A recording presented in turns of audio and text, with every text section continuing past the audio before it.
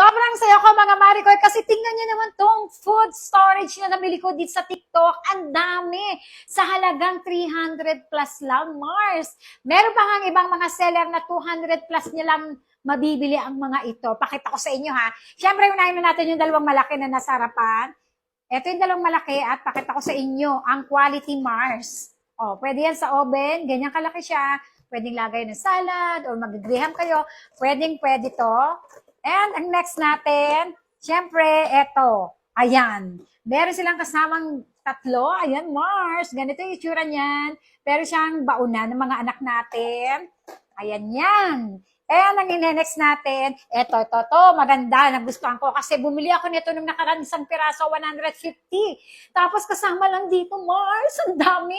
Pwedeng lagayan ng kape or gatas or Milo or kung mga pasta, depende sa inyo kung nilalagay nyo. At ganito, ano man ang itsura niyan. Ayan. Mars, ang ganda ng quality nito. Kaya kapag nakita mo, ay, bumili ka na mga Maricoy. Siyempre, kung meron tayong dalawang malaki, eto to. Yan. Meron din tayong eto, tatlo naman siya. Parang mini niya. Ayan, pero hindi ganun kaliit. Saktuhan lang siya. Mars, look at that. Tingnan mo. Quality, ang ganda. Diba? At next natin, eto, gusto ko to. Sobrang cute. Mars, ayan, ang cute. Ang cute niya nga mga Maricoy, pwedeng baunan ng mga ulam ng anak natin or mga sausawan, ganun. Ganito naman yung itsura niyan kapag binuksan natin. Ay Mars, tingnan mo. Kaya nga kapag nakita mo to, bumili ka ng mga Maricoy kasi baka maubusan ka. Next natin, itong nasa harapan. Ayan.